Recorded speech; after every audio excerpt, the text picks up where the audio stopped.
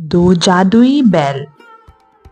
राजेश नाम का आदमी अपनी पत्नी मीना के साथ रहता था। दोनों पति पत्नी बहुत ही लालची किस्म के व्यक्ति थे। राजेश के पास दो बैल थे। वह दोनों बैल पर बहुत अत्याचार करता था, उनसे 2 गुना काम करवाता था और खाने में कुछ भी अच्छा नहीं देता था। अब ये बैल दोनों निकम्मे हो गए हैं, अब ये बिल्कुल काम के नहीं है। अरे नहीं जी, ये निकम्मे नहीं, बूढ़े हो गए हैं। मुझे लगता है आपको अब नए बैल ले लेने चाहिए, वरना बैलगाड़ी खुद ही खींचनी होगी। मैं तो ले लूं, लेकिन इन बैलों का क्या करूं?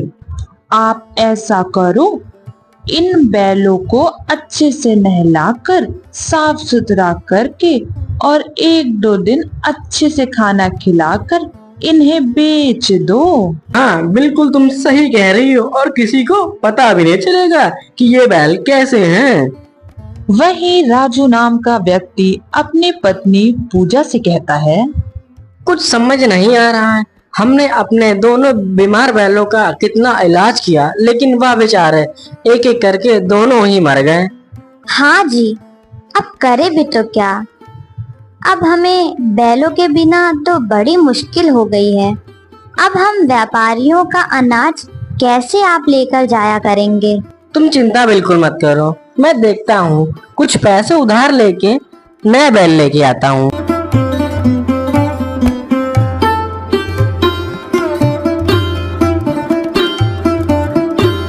अगले दिन राजू गांव के सेठ से पैसे उधार लेता है और फिर जानवरों की बाजार की ओर निकल पड़ता है। वहां राजेश अपने दोनों बैलों को लेकर खड़ा था। वह मन में यही सोच रहा था कि जल्दी वह बैल अच्छे से बिक जाएं। अरे ले जाओ भाई, बहुत सस्ते में 2 बैल 10,000 में ले जाओ भाई।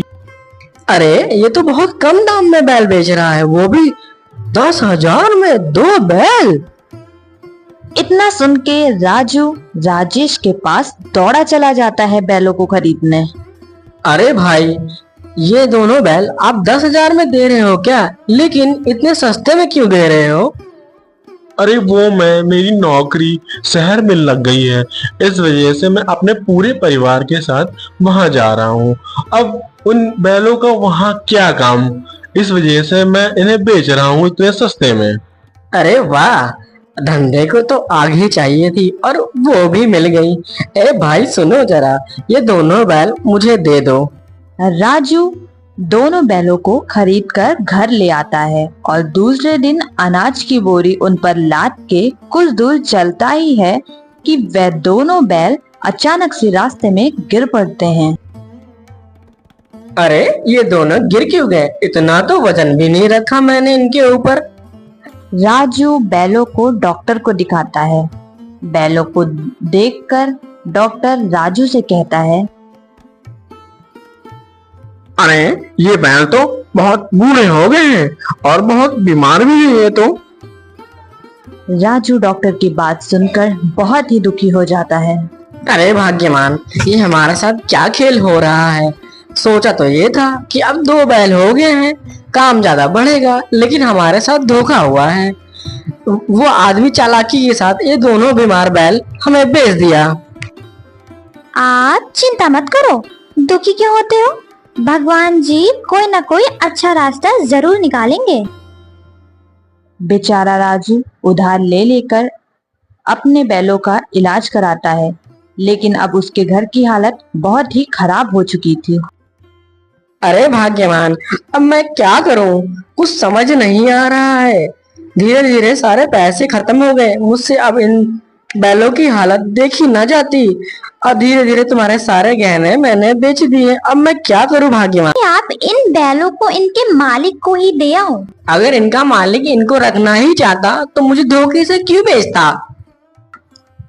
तभी एक साधु बाबा उनके घर के बाहर आकर जोर जोर से आवाजें देने लगते हैं।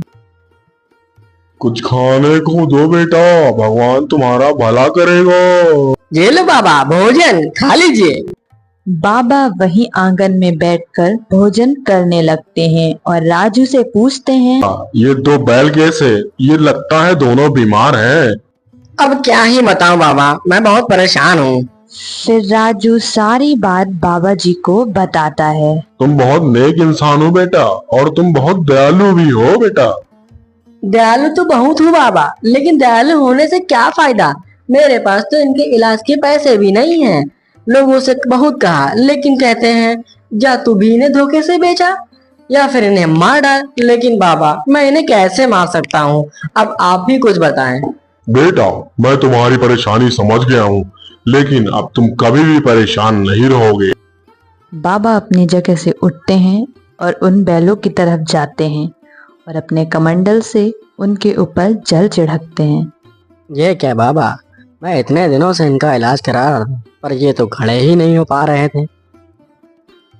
बेटा, अब ये मामूली बैल नहीं रह गए। इसमें से एक घोड़ा तुम्हें सोना और दूसरा घोड़ा तुम्हें पैसा देगा। ये चमत्कारी बैल हो गए हैं।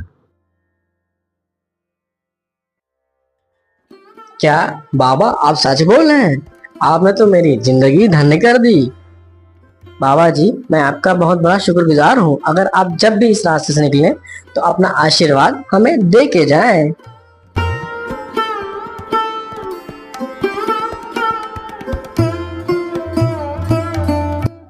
इतना कह के बाबा वहां से चले जाते हैं और अगले दिन राजू के घर जमींदार सेठ आ जाता है। ए राजू के बच्चे, बाहर निकल। इतने दिनों से कह रहा है आज दूंगा कल दूंगा, मेरे पैसे देता ही नहीं है।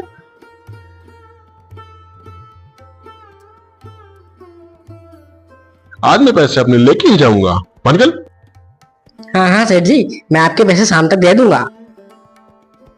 देखता हूँ तेरी शाम कब तक होगी। भाग्यवान, क्या हम इन बैलों से पैसे मांग के देखें? हाँ हाँ, चलो हम इनसे पैसे मांग कर देखते हैं। हे जादुई बैल, हमें पैसे दे दो।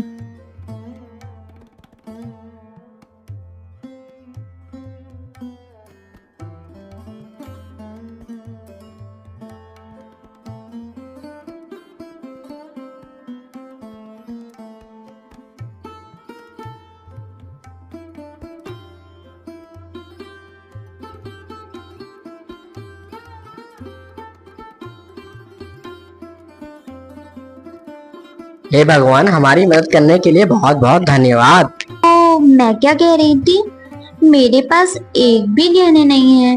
क्या हम इन बैलों से सोना निकलवा के गहने बनवा सकते हैं? भगवान की भी महिमा अपरंपार है। जिन बैलों की वजह से हमने तुम्हारे गहने बेचे थे, आज उन्हीं की महिमा की वजह से हम तुम्हारे गहने वापस ला सकते हैं। हे जादुई बैल, मुझे सोना दे दो। थोड़ी ही देर में बैल उन्हें सोना देने लगते हैं। अब उन लोगों की आदत पड़ गई थी। अब उन लोग को जब भी किसी भी चीज़ की ज़रूरत होती थी तो वह बैल से मांग लिया करते थे, वो चाहे पैसे हों या फिर सोने।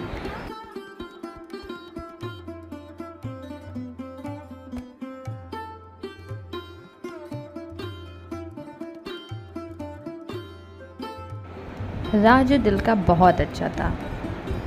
वह अपने पैसे गांव में बांट दिया करता था और लोगों की मदद भी करता था। सुना है पास के गांव में एक राजू नाम का व्यक्ति रहता है जो गरीबों की बहुत मदद करता है। अरे तो सोच क्या रहे हो, तो बन जाओ जाके गरीब।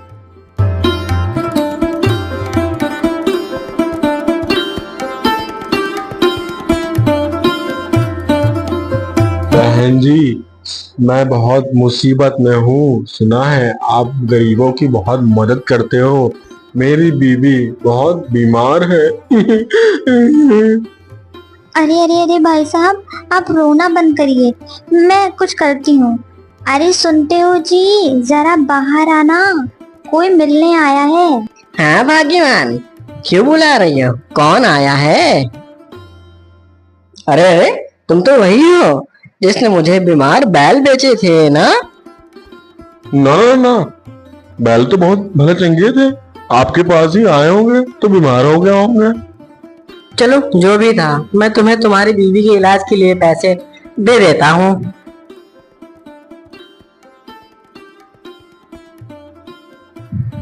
हे जादुई घोड़े, मुझे पैसे दे दो।